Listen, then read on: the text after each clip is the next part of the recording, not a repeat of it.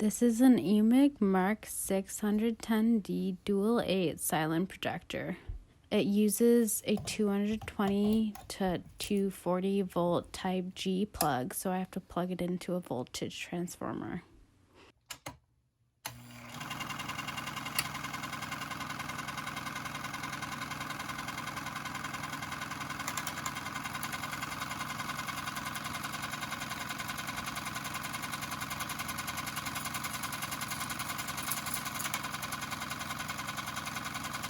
It is a variable speed Super 8 and standard 8mm projector made in Austria in 1973.